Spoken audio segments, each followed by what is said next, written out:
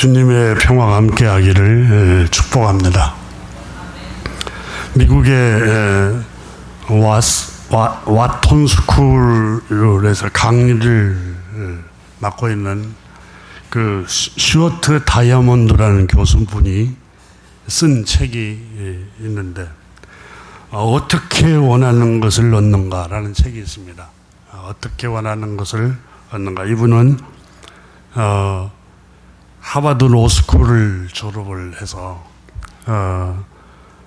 특히 JP 모건 그리고 IBM, 구글, 마이크로소프트 세계 100대 기업 중 절반이 이분에게 컨설팅을 받을 만큼 협상 분야의 세계적인 최고의 전문가입니다. 이분이 쓴 책 1장 내 처음에 나오는 얘기를 잠깐 소개를 합니다. 파리 비행기로 갈아탈 탑승구가 가까워질 무렵 발걸음이 점점 느려졌다. 다행히 비행기는 아직 떠나지 않았다. 그러나 탑승구는 이미 닫혔고 직원들은 말없이 탑승권을 정리하고 있었다. 비행기와 연결 통로도 닫힌 상태다. 나는 숨을 얼떨거리며 한 직원에게 말을 했다. 저기 제가 이 비행기를 타야 하는데요.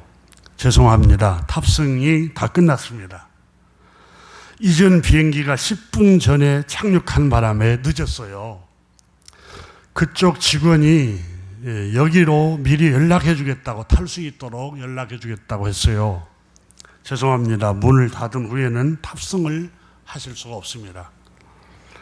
학수 고대하던 주말 여행이 무산될 수도 있다는 사실에 남자친구와 나는 적잖게 당황을 했는데 창밖에는 우리가 타야 할 그 비행기가 아직 서 있었다. 어두움 속에 계기판 불빛을 받은 조종사 얼굴이 이렇게 희미하게 보였고 잠시 후 엔진 음이 높아지는데 형광봉을 든 지상요원이 천천히 활주로를 이렇게 걸어나갔고 그러다 나는 갑자기 어떤 생각이 떠올랐다. 비행기 조종석에서 잘 보일 만한 위치로 나는 남자친구 손을 잡아당기면서 그쪽으로 이동을 했다. 그리고 조종사가 우리를 봐주기를 뚫어져라고 조종사를 이렇게 쳐다보고 있었다. 마침내 조종사가 한 명이 고개를 이렇게 숙이고 있다가 잠깐 들더니 창너머로 나와 눈을 마주친 것이다. 나는 유리창 건너편에서 낙담한 채 서 있는데 나의 간절한 눈빛을 이 조종사가 바라보고 뭔가 느꼈던 모양이다. 그때 나는 툭 하고 힘없이 메고 있던 가방을 땅바닥에 떨어뜨렸다. 아주 잠깐이었지만 그 순간이 영원히 끝나지 않을 것처럼 길게 느껴졌다. 잠시 후 내 모습을 주시하던 조종사는 다른 조종사에게 뭔가를 말을 건네기 시작한 것이다. 나는 애타는 눈빛으로 그를 바라보았다. 마침내 나를 바라보고 있던 조종사는 고개를 끄덕이기 시작했다. 잠시 후 엔진 소리가 잦아들고 탑승구에서 전화가 내게 걸려왔다. 전화를 받은 직원이 이런 일은 처음이라는 듯 놀라운 눈으로 우리를 바라보며 말을 했다. 어서 짐을 챙기세요. 기장님이 허락하셔서 탑승하셔도 됩니다. 라고 연락이 왔습니다. 우리는 너무 기쁜 나머지 서로 얼싸안고 서둘러 가방을 들고 그리고 뛰기 시작했다. 그래서 무사히 비행기를 탈 수 있었고 목적지에 결국은 도달할 수 있었다. 이 얘기를 스튜어트 다이아몬드라는 교수가 우리는 원하는 것을 어떻게 얻을 수 있는가라는 이 책 이게 앞부분 1장에서 쓰면서 이런 기술을 냈습니다. 이 이야기는 내 협상론 강의를 듣는 여학생의 실제 경험담이다.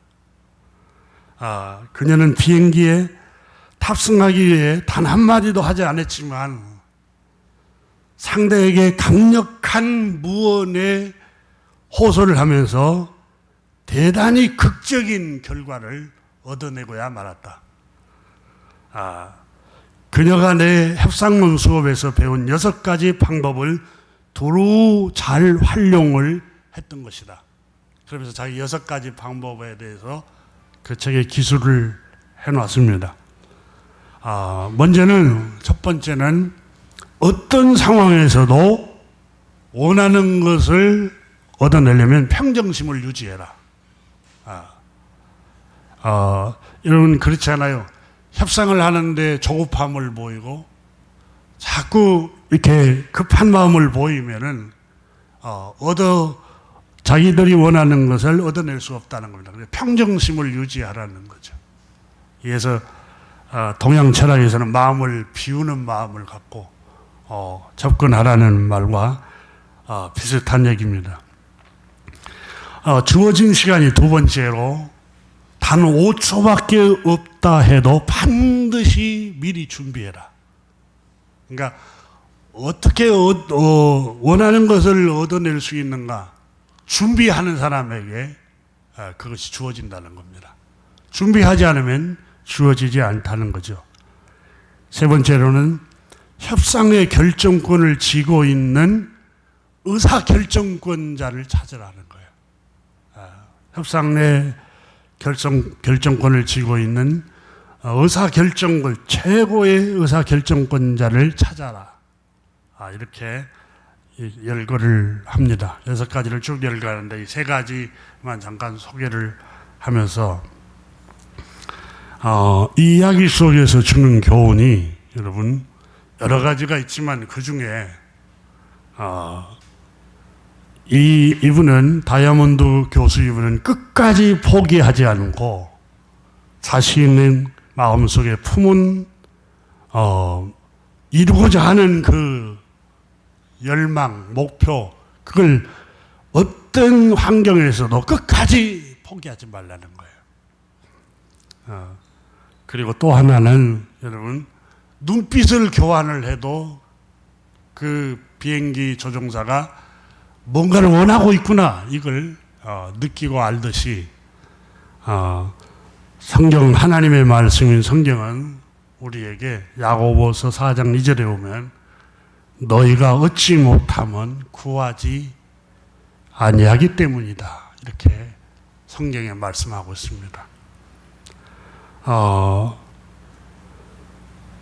우리 주님께서도 마태복음에 분명히 말씀하셨습니다. 마태복음 7장 7절부터 11절에 보면은 구하라 그리하면 너에게 주실 것이요 찾으라 그리하면 찾아낼 것이요 문을 두드리라 그러면 너에게 열릴 것이니. 그리고 또 강조를 합니다. 8절에서 구하는 이마다 받을 것이요. 그러니까 요청을 하는 사람, 구하고 간절히 열망하고 구하는 사람에게 하나님이 받게 하신다는 겁니다. 그리고 찾는 이가 찾아낼 것이요 두드리는 이에게 열릴 것이니라. 여러분 진짜 갈망하는 사람은 찾게 되어 있습니다. 그러니까 우리가 기독교 이 성경 말씀을 하나님께 구하는 게 첫 번째 의미지만 또 하나는 여러분 하나님께 간절한 소원을 품고 있고 간절한 열망을 품고 있고 내가 원하는 것을 하나님께서 이루어주기를 간절히 원하면 그 열망이 있으면 찾게 되어 있습니다. 내가 우리 이 속담에도 목마른 자가 샘을 판다고. 너무 목이 마르고 물 먹고 싶으니까 찾게 돼 있어요. 너무 열망을 하면 그 분야에 내가 얻으려면 뭐가 필요하지? 내가 뭘 준비해야지? 구체적으로 어떤 노력을 해야지? 그렇게 하게 돼 있다는 겁니다. 그래서 주님께서는 마태복음 7장에 구하는 이마다 받을 것이요. 그러니까 안 구하면 하나님이 은혜를 주시질 않습니다. 그러니까 하나님께서는 데살로니가전서 2장에 말씀하셨잖아요. 하나님은 마음에 소원을 두고 행하게 하신다. 그러니까 간절한 소원이 있고 열망이 있고 그걸 하나님이 이루어주기를 간절히 바라고 기도하고 심지어 여러분 밥을 먹지 않고 금식하면서 그걸 이루어주기를 갈망한다면 다른 노력은 안 하겠어요? 얼마나 노력하겠어요? 근데 우리가 한국 교회가 이 기도를 노력은 안 하고 하나님께만 그냥 간구하는 걸로만 그렇게만 해석을 해서 미신처럼 그저 기도만 하면 다 되겠지. 여러분 그 기도는 노력이 함께 수반이 됩니다. 반드시 수반이 돼요. 왜냐하면 그 이루려고 하는 간절한 갈망함이 있기 때문에 절박함이 있기 때문에 이 절박함을 이루기 위해서는 어떻게 내가 해야지? 하나님께 간구하면서 사람이 할 일을 가르치지를 않아버려요. 그러니까 하나님께만 잘 보이고 하나님께만 기도하면 모든 문제가 다 해결된다고 이렇게 생각하니까 이게 기독교가 값싼 기독교가 돼버린 거예요. 그 하나님 우리에게 주신 이성 또 의지 이런 것들 사용을 하지 않고 그렇게 흐르는 경우들이 간혹 있습니다. 찾는 이는 찾아낼 것이요 그랬잖아요. 끝까지 찾아낼 것이요. 두드리는 이에게 열릴 것입니다. 이 마태복음 7장에 나오는 8절 말씀은 아주 적극적으로 구하는 이마다 찾는 이는 찾아내고 또 두드리는 이에게 열린다. 적극적인 사람들에게.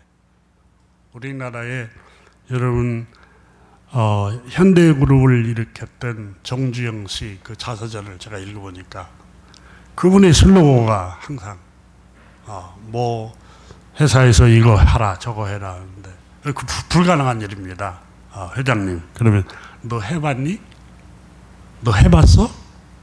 너 해보고 말하는 거야? 실패해도 해봐. 시도를 해보라는 거 시도를.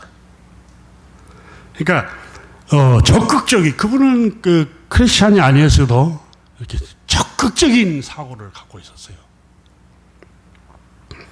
오늘 본문 12절에서 우리는 지금 로마서 10장에 유대인들 바울 선생이 내 동족 유대인들이 구원을 받을 수만 있다면은 나는 소원이 없겠다. 계속해서 9장부터서 얘기를 합니다. 유대인들은 하나님의 율법이 있었고 예배가 있었고 선지자들이 그들의 조상이었는데 왜 구원의 은혜를 입지 못했는가? 그것은 하나님을 섬기는 열심은 있었습니다. 하지만 올바른 하나님에 관한 지식이 없었습니다. 하고 2절에서 말씀을 하고 있습니다. 2절을 한번 보십시오. 내가 증언하노니 그들이 하나님께 열심히 있었으나 올바른 지식을 따른 것이 아니니라. 근데 하나님께 향한 열심, 유대인들 어마어마한 열심이었죠. 여러분 안식일을 지키기 위해서 그 금요일 저녁부터서는 각 집안에서 밥을 지어 먹기 위해서 나무를 불 떼지도 않아요. 지금도 그러잖아요. 지금도 유대인들은 유대교를 믿는 사람들은 이 안식일 날은 전기를 다 내려버린다고 하잖아요. 호텔에는 엘리베이터도 사용 안 할 정도로 철저하게 하나님께 열심은 가졌습니다. 그런데 올바른 지식을 따른 것이 아니니라. 열정은 있어요. 종교적인 열정은 있는데 올바른 지식을 따른 것이 아니었다. 그러면서 3절에 하나님의 의를 모르고 자기 의를 세우려고 힘썼다. 그러잖아요. 자기 의로워지려고 율법의 1.1획도 흘리지 않고 지키려고 애를 썼잖아요. 난지 8일 만에 할례를 행하고 안식일을 준수하고 일회에 2번씩 금식 기도를 하고 시간을 정해놓고 매일 하루에 3번씩 기도하고, 이게 종교적인 열심으로 말하면 따라올 수 없을 만큼 열심이었습니다. 그러나 그 행위를 통해서 율법으로 나는 이런 율법을 지켰어, 율법으로 나는 의로운 사람이야, 이런 자기 의를 세우려고 했지만, 본래 율법은 로마서 3장에서 말씀하신 것처럼 모든 사람의 입을 막고 하나님 심판 아래 있다는 것을 알려주는 게 율법이잖아요. 그런데 이 율법을 통해서 자기가 의롭다라고 이렇게 생각했던 겁니다. 근데 하나님께서 율법을 주신 목적은 로마서 3장의 바울 선생이 모든 사람은 죄인이요, 죄를 범한 사람은 다 저주 아래 있고 하나님의 심판을 받아야 할 죄인이라는 것을 율법이 가르쳐주고 있는데, 그걸 알지 못하고 율법을 통해서 자기가 의로운 존재라는 사실을 드러내려고 했던 게 유대인들의 잘못된 지식이었다, 이렇게 말씀합니다. 그래서 이 의를 이루려고 율법을 힘써 지켰어요. 고행을 하고 금식을 하고 헌신을 하고, 그냥 가정도 돌보지도 않고 자기 생도 하나님 주신 선물도 돌보지 않고 그냥 종교적인 어떤 고행에 힘썼던 겁니다. 그런데 인간의 의로는, 인간의 의로운 행위로는 하나님의 의에 이를 수 없는 타락한 죄인, 비참한 죄인이라는 사실을 율법이 가르쳐주고 있는데, 인간이 어떤 의로운 행위로도 하나님의 의에 이를 수가 없다는 거예요. 왜? 인간은 아담 이후에 죄로 타락했기 때문에.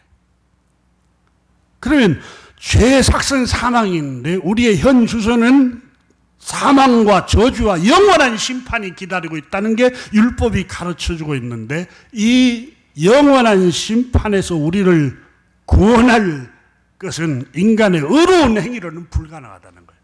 하나님의 긍휼하심, 하나님의 자비하심, 하나님의 사랑만이 인간을 구원할 수가 있는데, 바로 하나님의 자비하심과 사랑으로 우리에게 보여주신 게 우리를 구원하시기 위해서 보내주신 하나님의 의를 보내주셨는데, 그분이 바로 선지자들과 율법사가 예언한 대로 말씀하신 그대로 오신 하나님의 아들 우리 주 예수 그리스도가 우리를 어렵게 하실 구원자라는 겁니다. 그래서 우리는 이제는 이 구원을 얻기 위해서 저 멀리 하늘로 올라갈 필요도 없고 고행을 할 필요도 없고 땅속 깊이 파고 들어가서 엄청난 노력을 하고 헌신을 하고 이래야 구원이 이룰 수 있고, 그렇지가 않다는 거예요. 다시 말하면 교회에 어마어마한 헌신을 해야 구원이 있고, 헌금을 많이 바쳐야 구원이 있고, 금식기도 하고 차려기도 하고 어마어마한 고행을 해야 구원을 하나님이 선물로 준 게 아니라, 그게 아니라는 거예요. 하나님이 값없이 우리에게 구원은 선물로 주셨습니다.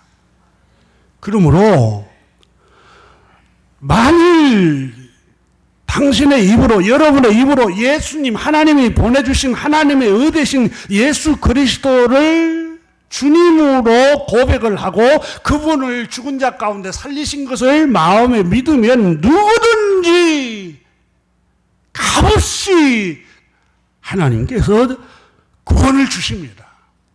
죄를 용서해 주시고 어렵다고 해 주십니다.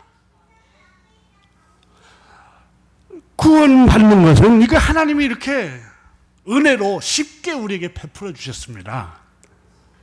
하나님의 백성이 되는 거, 특별히 유대인들만 하나님의 거룩한 성민이요, 이방인들은, 저 헬라 사람들, 이방인들은 돼지나 개 취급하는 이방민족, 구별되게 살지 않는 사람들 이렇게 멸시하지만 아닙니다.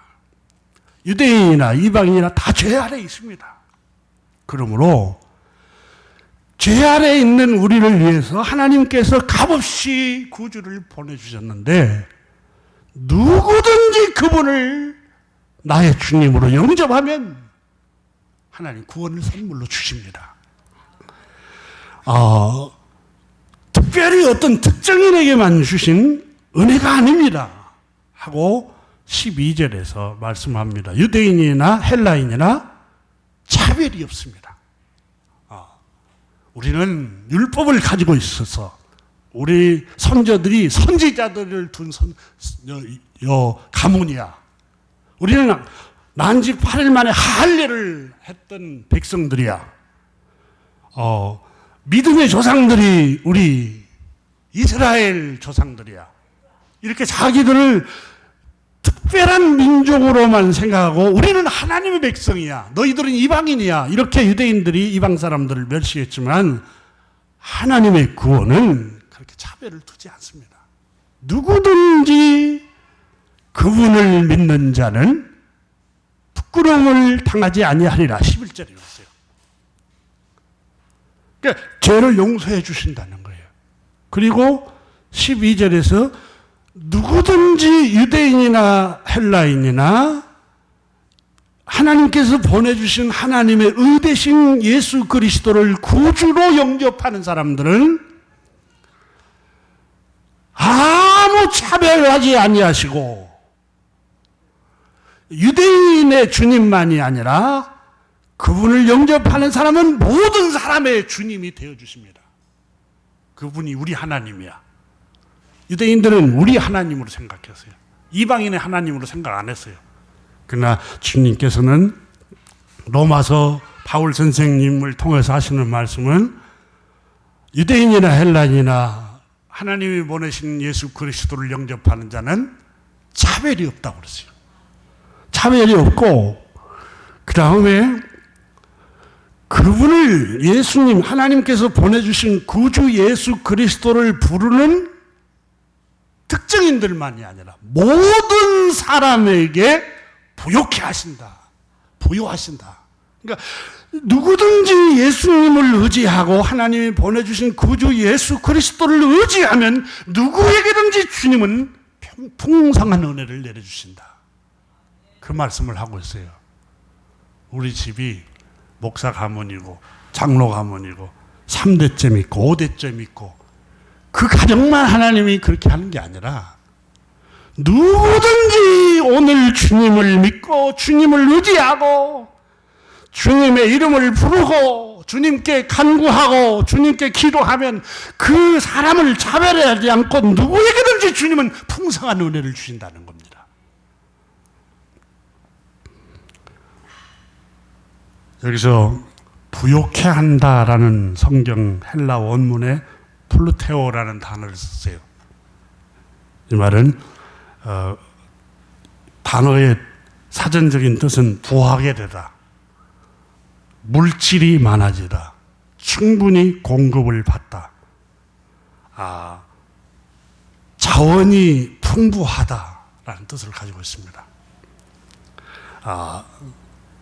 이 단어 플루테오라는 단어는 플루티조라는 단어에서 어원에서 파생됐는데 이 플루티조라는 우리말 사전적인 뜻은 부유하게 만들다, 유복하게 하다, 흡족하게 하다, 만족하게 하다 라는 의미를 지니고 있습니다. 오해하지 말아야 될 게 주님의 이름을 부르면 무조건 다 부자가 된다, 그런 의미가 아닙니다. 주님은 유대인이나 헬라인이나 차별이 없습니다. 누구든지 주님을 영접하면 하나님 자녀가 되는 권세를 누구에게든지 다 주신다는 거예요. 그리고 주님을 의지하고 주님의 이름을 부르는 모든 사람에게 주님은 부요케 하신다.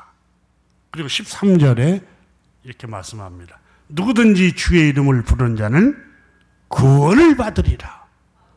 여러분 11절에는 누구든지 주의 이름을 부르는 자는 부끄러움을 당치 않으리라. 그 다음에 12절에서는 누구든지 주의 이름을 부르는 사람들에게, 그를 부르는 모든 사람에게 부요하게 하시도다. 13절에서는 그 이름을 부르는 자는 구원을 받으리라.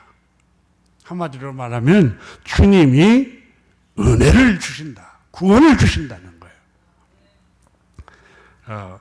바울 선생은 오늘 성경에 주님의 이름을 부르는 사람에게는 부요케 하신다 그랬는데,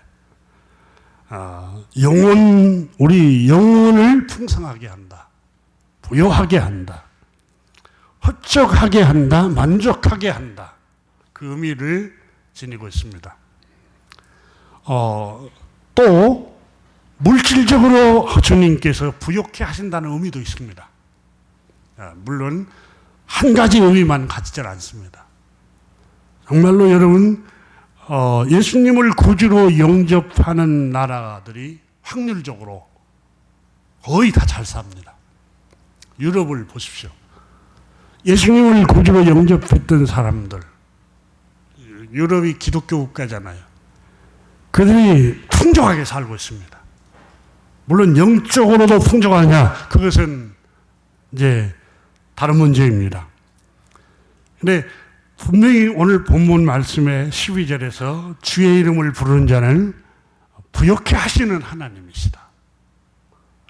영혼도 부요케 하고 영혼도 만족하게 한다는, 흡족하게 만드는 거예요. 나의 마음속이 늘 평안해, 나의 마음속이 늘 평안해, 악한 죄 파도가 많으나 마음이 늘 평안해.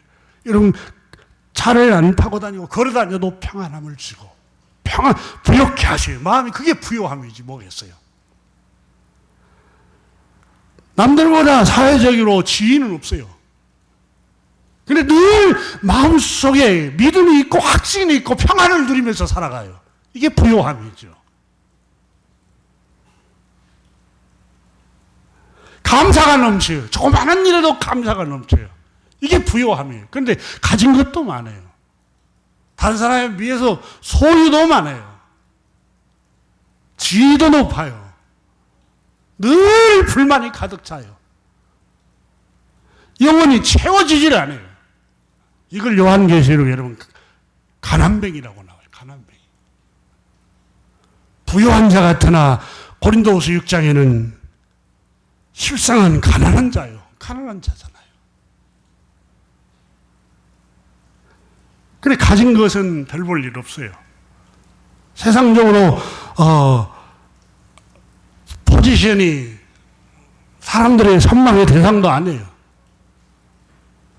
그래도 이 마음이 평안함을 누리고 살아가요. 이게 부요함이지 뭐겠어요.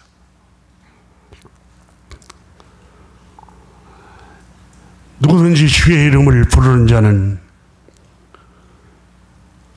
부요케 하신 하나님, 구원을 얻게 하시는 하나님이라고 그랬습니다. 이게 부른다라는 칼레오라는 어휘를 쓰는데, 이 단어에도 큰 소리로 부르다, 소리쳐서 부르다, 간절히 부르다라는 의미가 들어 있습니다. 그러니까 이 큰 소리로 부른다는 말은 절박해서 부르진다는 거예요. 절박해서. 우리가 여러분 상투적으로 부르짖는 주여 하는 그런 게 아니라 정말 가슴에서 절박한 마음으로 하나님 정말 이 소원 들어주셔야 돼요. 이런 간절함, 사모함, 열망한 마음, 절박한 마음, 이게 부른다는 의미입니다. 여러분, 예레미야 33장에도 너는 내게 부르짖으라, 이 부르짖는다는 게 소리로 부르짖는다는 의미를 뜻하지만 않습니다. 사무엘상 2장에 보면은 어마어마하게 하나님께 부르짖는 사람이 한 사람이 나옵니다. 한나라는 여자입니다. 근데 소리는 들리지 않습니다. 그렇지 않습니까? 입술만 동하고, 그래서 엘리 제사장이 술 취한 여자가 보다 이렇게 생각했어요. 그러니까 여자요, 왜 술을 먹고 이렇게 예배당에 와서 이렇게 횡설수설 하느냐? 입만 동하니까, 입술만 동하니까. 아닙니다. 나는 마음이 슬픈 여자라. 마음이 너무 슬프고 고통스러워서 이 마음과 슬픔과 고통을 하나님께 토해내는 것뿐입니다. 그러니까 여러분, 물리적으로 우리가 기도하고 부르짖는다는 걸 꼭 소리로만 생각하면 안 돼요. 그래서 주의 이름을 부르는 자는 구원을 얻으리라. 이 부른다라는 말은 간절함이 들어있는 거예요. 정말 간절한 열망이 들어있는 거예요. 그러니까 상투적으로 예수님을, 그래 예수님이 나의 주님이야, 이런 게 아니라 정말 그분이 나의 주권자야, 나의 주인이시라고. 그분이 정말 나의 구세주시야. 인격적으로 정말 그분을 갈망해서 내 주님을, 예수님을 나의 구주로 영접하는 걸 말하는 거예요. 당신 예수님 믿습니까? 믿어요. 예수님이 나의 주님이에요. 신앙고백도 해요. 그런 의미라 단계가 아니에요. 오늘 본문 말씀은 바울 선생이 헬라인이나 유다인이나 하나님은 구별하시지 않습니다. 누구든지 주님의 이름을 부르는 사람들에게는 하나님께서 은혜를 부어주십니다. 부끄러움을 당하지 않도록 죄 용서함을 주시고, 구원을 얻는 구원을 주시고, 뭔가 절박하고 고통스럽고 슬프고 필요를 하나님께 간구하는 그 사람에게는 자비하신 하나님은 우리를 낙담시키지 않습니다. 반드시 하나님은 부욕해 하십니다. 어떤 특정인에게만, 헬라인, 유대인들에게만 하나님은 부욕해 하시는 분이 아닙니다. 누구든지 주님을 의지하는 그 사람을 하나님은 부욕해 하십니다. 여러분, 누가복음에 나오는 얘기죠. 원한 맺힌 한 과부가 재판장에게 자기의 원한을 풀어달라고 간구하는 얘기를 예수님이 직접 하시잖아요. 그 불의한 재판관이 뇌물만 받기를 좋아하는데, 그 가난한 과부가 뇌물도 바치지 않고 자기의 고통을 호소해서 억울함을 풀어달라고 하는데, 뇌물만 좋아하는 재판관이 그거 풀어주겠느냐? 안 풀어준다고 말이에요. 들어주지 않는다. 그런데 자주 밤낮으로 괴롭히니까 재판장이 풀어주지 않더냐? 들어주지 않더냐? 하물며 택한 나의 백성이 밤낮으로 하나님께 구하면 그거 들어주지 않겠느냐? 그러니까 너무너무 밤낮으로 부르짖는다는 게 뭐예요? 야, 우리 철야기도 하면 하나님 응답할 거야. 그런 의미가 아니에요. 너무 절박하니까 밤을 새워서 그거 주세요. 너무너무 열망하니까 식음을 다 전폐하고, 주님, 나 우리 가정에 이 아픔이 있어요. 이런 의미가 거기에 들어있습니다. 그렇게 주님께 간구하고 기도하면, 마음의 소원을 품으면 주님, 자비하신 하나님, 택하신 우리 아버지 되신 하나님이 너의 기도를 들어주지 않겠느냐?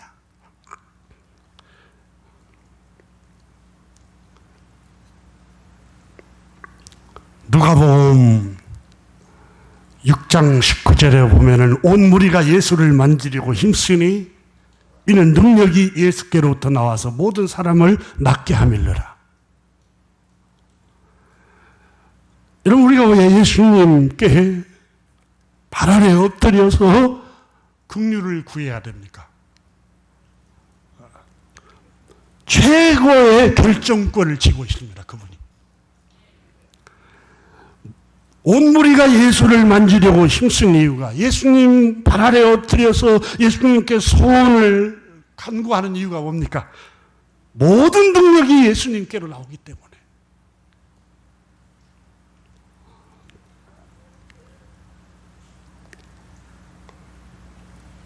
그래서 주님을 의지해야 할 이유가 바로 여기에 있습니다. 자주 불렀던 은혜로운 찬양 가운데 주님을 의지합니다. 주님을 의지합니다. 내 삶의 위로와 참 평안 주시는 주님을 의지합니다. 주님 의지합니다. 여러분, 마음속에 마음의 아픔과 슬픔과 여러 가지 시련이 있으면 주님 발 아래 엎드려서 주님 나 이것 때문에 고민이 됩니다. 주님 나 이것 때문에 마음이 너무 아픕니다. 주님 나 이것 때문에 너무 마음이 상처가 됩니다. 여러분, 그분은 자비가 끝이 없으신 분입니다. 그분 발 아래 엎드려서 간구하면 그분은 거절할 줄을 몰라요. 복음서를 읽어보십시오. 마태, 마가, 누가, 요한복음. 예수의 발 아래 엎드려서 거절당하는 사람이 있는가? 없어요. 한 번은 회당장 야이로 라는 사람이 예수님 발 아래 엎드려서 간곡하게 애원을 합니다. 주님, 저희 집에 슬픔이 있습니다. 어린 딸이 병들어 여기저기 쫓아가 봐도 의사를 만나도 치료가 안 됩니다. 저희 집에 오셔서 고쳐주시면 안 될까요? 그 아이가 너무너무 마음 고통스러워합니다. 애원을 합니다. 정말 간곡하게 애원을 하자 성경에 예수께서 회당장을 따라가셨다 이렇게 쓰고 있습니다. 그러니까 그 회당장의 애처로운 기도를 들으시고 주님께서 가슴이 미어지는 거예요. 가슴이 아픈 거예요. 여러분, 히브리서 4장 15절에 우리에게 있는 대제사장은 우리의 연약함을 동정하지 못하실 이가 아니요 모든 일에 우리와 똑같이 시험을 받으신 이로되 죄는 없으시니라. 모든 일에 똑같이 우리처럼 유혹이 다가왔어요. 가정적인 문제로 낙담하기도 하고 인간관계 때문에 상처받기도 하고. 여러분, 예수님은 유대 사람들에게 바알세불 귀신 들린 자다라고 온갖 조롱을 다 받으셨어요. 자기 형제들도 예수님을 조롱했어요. 예수님은 너무너무 가난하게 목수의 아들로 노동자로 살아가셨어요. 그러니까 히브리서 4장 15절에 우리에게 있는 대제사장 예수 그리스도는 우리의 연약함을 동정하지 못하실 리가 아니요 모든 일에 우리와 똑같이 시험 어려운 일을 경험한 분입니다.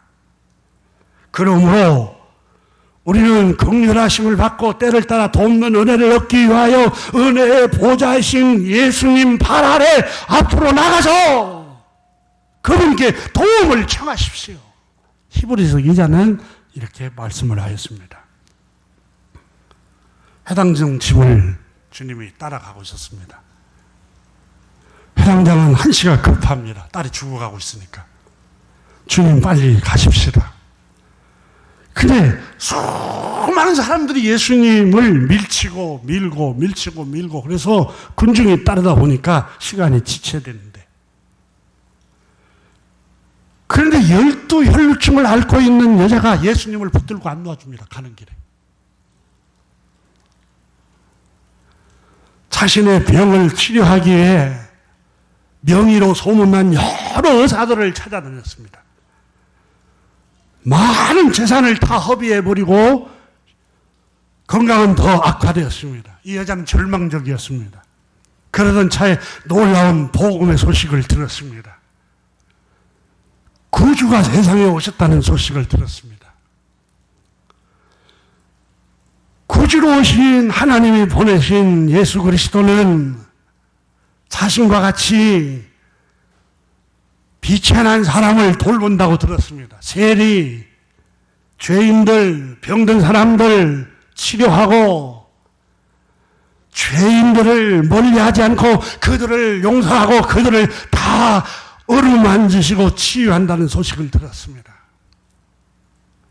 그리고 그분께 나가면은 한 번도 거절하지 않으신다는 소식을 듣고 기쁨의 소식을 듣고 예수님을 만나기 위해서 그 군중 속으로 들어왔습니다. 그리고 얼마나 열망을 했는지 예수님의 옷자락만 손을 대어도 혈루의 근원이 치료될 것 같은 생각이 든 겁니다. 그래서 성경에 이렇게 적었습니다. 그분의 옷자락에라도 손을 대면 주님의 능력이 자신에게 들어와 병을 치료할 것만 같은 생각이 이 사람을 사로잡았다고 이 공동번역이나 표준세번역에 번역을 하고 있습니다. 그래서 내가 그 주님 옷에 손을 대기만 해도 병이 나으리라는 생각이 든 겁니다. 이 성경을 읽으면서 믿음이라는 게 생각으로구나. 생각. 놀라운 충격을 받았습니다. 여러분, 부정적인 생각, 자꾸 우울한 생각, 너무너무 불행하다고 하는 생각, 다른 사람하고 늘 비교해서 나는 초라하다고 생각하는 거예요. 그러다가 생을 포기하고 자살한 사람들이 많아요. 그런데 그 역경 중에도 주님이 나와 함께 계셔 하는 긍정적인 생각. 여러분, 창세기에 보면 요셉이 노예로 팔려갔지만 여호와께서 요셉과 함께 계셨더라.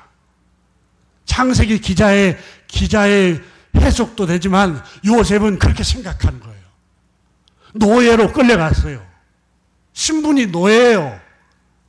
뭐 과장, 무슨 국장 그런 게 아니에요. 노예로 끌려갔는데 난 저주받았구나. 나는 정말 실패자구나. 이런 생각이 안 든 거예요.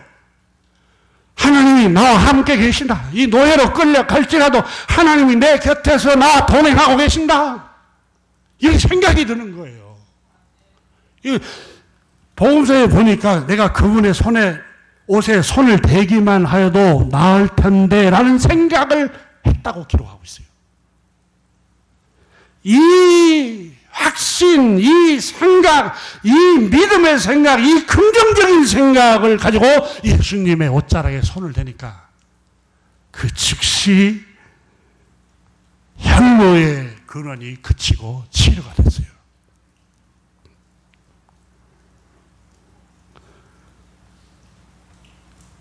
그때 예수님께서 자기에게 능력이 나간 줄 알고 누가 내 옷에 손을 댔느냐, 가만히 뒤에서 옷자락에만 손만 댔는데, 그래 제자들이 선생님 무슨 소리입니까? 사람이 안 보입니까? 얼마나 많은 사람들이 밀치고 밀고 이러는데 누가 손을 댔다고 합니까? 아니다. 주님이 그러십니다. 믿음으로 내 옷자락에 손을 댄 자가 있다. 믿음으로. 믿음의 생각을 가지고 주님께로 나오는 사람이 있다는 거예요. 여러분, 성경에 믿음이 없이는 하나님을 기쁘시게 하지 못하나니 그랬어요. 우리가 주님께로 매주 나올 때 믿음으로 나와야 돼. 믿음으로. 습관적으로가 아니라 믿음으로 예배할 때 주님의 은혜를 입고, 예배할 때 지혜가 임하고, 예배할 때 어두움의 영이 물러가고, 예배할 때 하나님께서 나에게 평안을 주시고, 이 믿음으로 나와야 돼. 믿음으로. 그리고 주님께서 그 여자에게 말했습니다. 여자가 와서 고백합니다. 주님, 비천한 여자지만 주님의 옷자락만 만져도 병이 나을 것만 같았습니다. 많은 명인을 찾아다녔지만 고생만 죽도록 하고 돈만 다 허비해버리고 가난해서 이제 절망적인 상황에서 생을 포기할 지경이었습니다. 그때 주님의 소식을 들었습니다. 그래서 주님 만나면 꼭 살 것만 같았습니다. 주님 옷자락만 되면은 치료할 것 같은 믿음이 생겼습니다. 그때 주님께서 여인아, 너의 믿음이 너를 살렸다. 정말 귀한 말. 너의 믿음이 너를 살렸다. 여러분, 예수님이 내가 너 살렸다 이렇게 하시지 않고, 주님이 능력이 예수님께로 나간 것은 사실이에요. 그런데 그 여자에게는 너의 믿음이 너를 살렸다. 사랑하는 교회 여러분, 그러면서 안심하고 가거라. 믿음이 이기네. 믿음이 이기네. 여러분, 믿음이 이기게 하는 거예요. 모든 우리가 어떤 상황에 이르르든지 간에 주님은 세상 끝날까지 나와 함께 한다고 그랬어. 모든 것이 협력해서 끝내는 좋은 결과를 가져온다고 그랬어.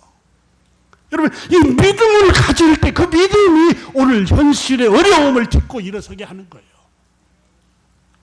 여러분, 예수님의 말씀은 지금도 혈루증을 근원을 치료하듯이 부정적인 근원, 우리 안에 돌고 있는 의심의 근원, 여러 가지 영적인 혈루증을 앓고 있는 그런 질병을 예수님 말씀으로 치료가 됩니다. 마침내 해당장 집에서 예수님께 해당장에 나와서 선생님, 딸이 죽었습니다. 방금 죽어버렸습니다. 해당장이 얼마나 마음이 원망스럽겠어요. 이 혈루증을 앓은 여인 때문에 결국은 지체돼가지고 내 딸이 죽을 수도 있었구나, 죽었겠구나, 그런 생각도 할 수도 있었겠죠. 그래서 이 회당장이 절망을 해버린다. 완전히 절망을 해버려요. 그때 주님께서 회당장에게 말을 합니다. 믿음의 말을 합니다. 두려워하지 말고 믿기만 하라.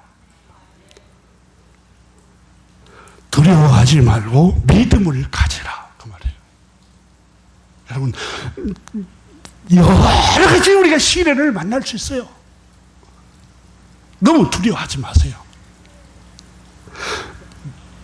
약속하신 주님의 말씀을 믿으시기를 주의 이름으로 축원합니다. 우리는 고아가 아니에요. 요한복음 14장에 그러잖아요. 내가 너희를 고아와 같이 버려두지 않는다.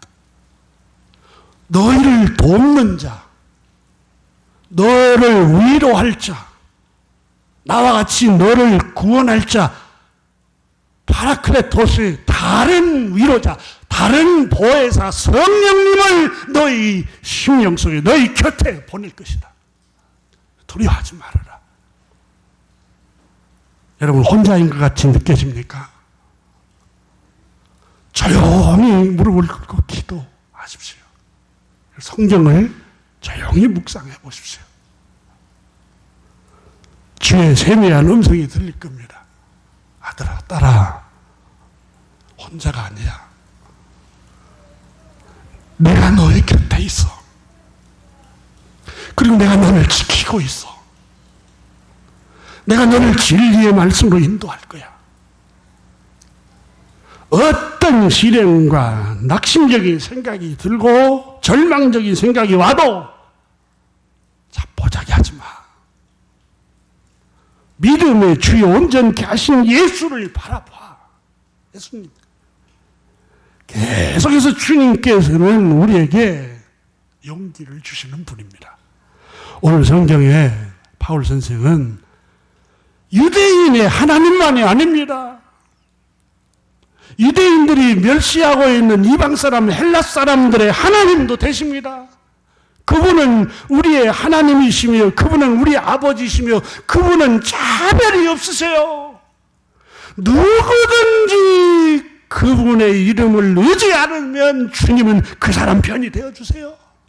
누구든지 주의 이름을 부르는 자는 주님은 구별하지 않고 차별하지 않고 구원을 주십니다. 그리고 누구든지 주의 이름을 부르는 사람에게는 하나님께서 부욕케 하십니다. 이것을 오늘 본문에서 말씀하고 있는